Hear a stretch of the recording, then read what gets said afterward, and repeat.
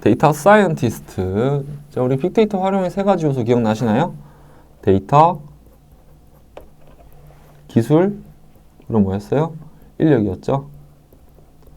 자, 인력에 누가 있었어요? 데이터 사이언티스트와 알고리즘리스트가 있었어요. 물론 이제 데이터 엔지니어, 뭐 데이터 분석가 등등 다 포함이 됩니다만 가장 그 중에서 가장 대표적인 전문가를 우리는 데이터 사이언티스트라고 한다고 정의를 했어요. 자, 그 데이터 사이언티스트의 역량을 좀 보기 전에 데이터 사이언스에 대한 의미부터 한번 정리를 해보겠습니다. 자, 데이터 사이언스는 데이터로부터 의미 있는 정보를 추출해내는 학문을 이야기를 해요. 그래서 정형, 비정형 데이터, 이런 데이터 유형 다 구분하지 않고, 그리고 그 대상이 어디에 존재하는지에 대한 구분하지 않고, 그 안에 있는 데이터들을 끄집어내서 뭐 하는 거다? 거기서 데이터에 의미 있는 정보를 도출해내는 학문을 뭐라고 한다? 데이터 사이언스라고 표현을 합니다. 그래서 데이터 사이언스는 이걸 딱 도출하고 끝내는 게 아니라 어떻게 돼요? 그 문제를 정의를 해가지고 가치를 도출하고 그걸 사용할 수 있도록 그 만드는 일련의 과정들에 다 영역을 포괄해가지고 우리는 데이터 사이언스라고 표현을 합니다. 자, 이것도 요전에 기출이 됐던 내용인데요. 그 데이터 사이언스와 통계학 관점에서 이제 차이를 찾는 문제를 출제를 했었어요. 그럼 우리는 통계학이라는 단어에 대해서도 나중에 후에 가서 이제 공부를 하게 될 텐데, 먼저 정리를 해놓으면은 통계학이라는 의미는 뭐냐? 그 전체의 데이터에서 우리가 의미 있는 데이터, 즉 표본을 도출해내고 그 표본을 근간으로 해가지고 우리가 알고자 하는 그 모수를 찾아가는 학문, 그 순수한 수치적 데이터로 이 데이터에 대해 가지고 뭐다? 옳다 그르다를 판단하는 학문, 이걸 통계학이라고 표현을 하는 거예요. 그래서 사이언스와는 좀 틀려요. 데이터 사이언스, 이제 이런 수치적 정보 그 근거를 명확하게 해서 옳다 그르다를 판단하는 것과 데이터 사이언스는 그 과정, 그 결과도 만들어내지만 그 과정에서 탐색적 데이터 분석이라든지 이런 것들을 다 활용을 하게 되거든요. 그래서 실은 이제 통계 쪽은 좀 확증적인 측면이 강하고요. 데이터 사이언스는 탐색적 데이터 분석이 좀 더 가깝다라고 좀 이해를 하셔도 이 두 단어가 명확하게 좀 구분이 되실 수가 있겠습니다. 그럼 데이터 사이언스의 3대 핵심, 지금 데이터 사이언스 보고 있습니다. 이것도 기출입니다. 문제 잘 보셔야 되고요. 자, 첫 번째가 분석 능력이고요. 자, 두 번째가 IT 전문성이에요. 세 번째가 비즈니스 능력 혹은 컨스팅 능력이라고 표현하실 수가 있습니다. 그럼 IT 전문성은 어떻게 돼요? 여기 보시면은 이 데이터 분석에 관련된 여러 도구들을 다루는 전문성을 이야기를 하겠죠. 그 두 번째는 그 도구들을 이용해서 주어진 데이터에서 의미를 찾는 분석 능력을 얘기할 거예요. 그때 필요한 것들이 뭐가 있어요? 뭐 통계학이라든지 수학, 머신러닝, 분석학 이런 것들을 활용할 수가 있을 거고요. 자, 또 저는 이 두 가지보다 실은 이 비즈니스 능력을 더 중요하다고 생각을 하는데, 예를 들어서 금융이야, 제조야, 뭐 등등의 여러 산업군들이 있을 거야.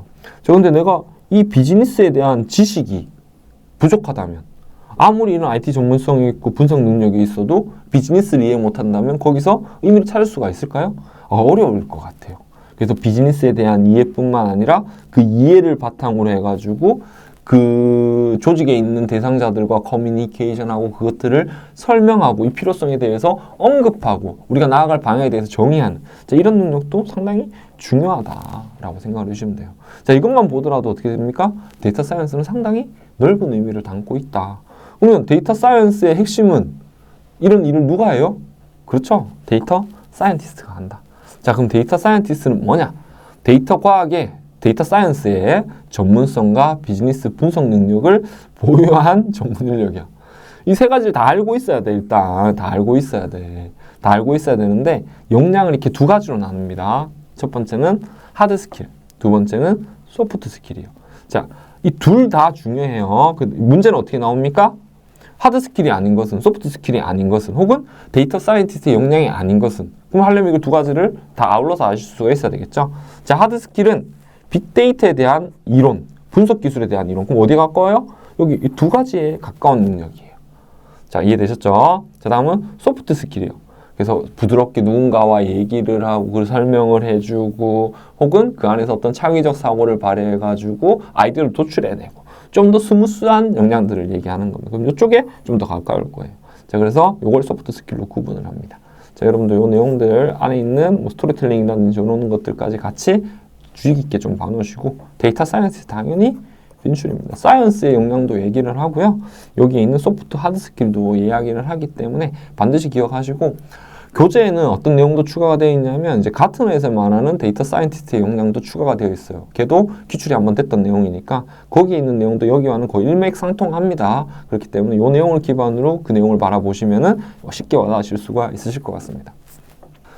자, 그럼에도 우리가 좀 더 아까 이제 소프트 역량은 뭐라고 했어요? 소프트 역량은 좀 더 부드러운 역량이라고 했잖아요. 사실은 그게 이제 기존에 우리가 인문학이라고 표현했던 거야.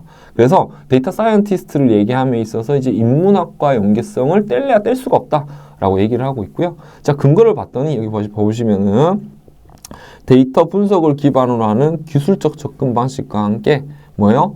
인간의 직관적 경험이 고려가 돼야 되고, 자, 그걸 제공해 주는 게 뭐야? 자, 인문학이야 라고 이제 데이터 분석 전문가에서는 이제 설명을 하고 있습니다. 그럼 인문학은 인간의 경험과 인간성을 이해하고 탐구하는 분야이며 전략적 통찰력을 개발하는 데 도움이 됩니다. 와, 보니까 어떻게 됩니까?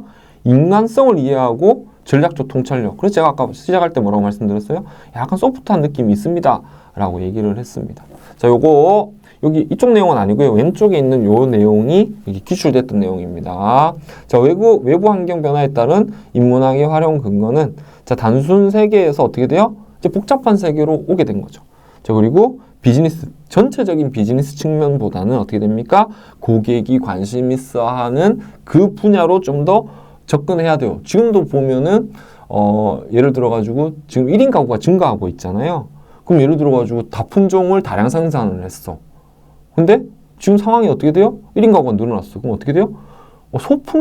다품종을 소량 생산하는 그런 상황도 변화가 있을 수가 있겠죠. 자, 그걸 변화라고 표현한 겁니다. 자, 그리고 공급자 중심 기술 경쟁에서 무형 자산의 경쟁입니다. 그래서 이 과정은 실은 전통적인 산업군, 뭐 예를 들어서 기관계 산업들, 우리나라 기관계 산업은 뭐가 있어요? 뭐 제조업들 중에서도 뭐 자동차 산업, 뭐 철강 산업 이런 것들이 있을 거고, 근데 이런 것들이 어떻게 돼요? 기업이 그거에 대한 체인을 결정을 했다면 지금 어떻게 된다? 즉 소비자뿐만이 아니라 논리가 즉 물리적인 상황이 아닌 곳 기반으로도 새로운 시장들이 창출이 될 수가 있기 때문에 고려를 해야 됩니다.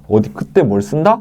자, 인문학을 즉 사람에 대한 생태 변화들, 에코로지컬한 내용들이 반영이 되고 있죠. 자, 그때 이제 인문학을 활용할 수가 있게 되는 겁니다.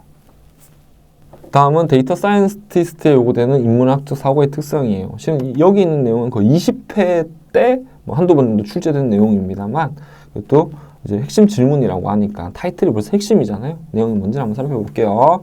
자, 정보 활용 측면에서 단계별로 과거, 현재, 미래를 구분을 하고 정보 활용과 통찰력 제공 측면으로 데이터 사이언티스트에게 어떤 걸 요구할 수 있냐라는 내용입니다. 자, 과거 측면에서는 정보 활용 단계에 대해서 과거 측면에서는 무슨 일이 일어났는가, 현재는 무슨 일이 일어나고 있는가, 미래는 무슨 일이 일어날 것인가. 간단하죠, 그죠? 자, 그리고 통찰력 제고 측면에서는 과거에서는 어떻게 왜 일어났는가, 현재는 차선의 행동은 무엇인가, 미래는 최악 또는 최선의 상황은 무엇인가. 자, 이렇게 구분을 할 수가 있게 됩니다.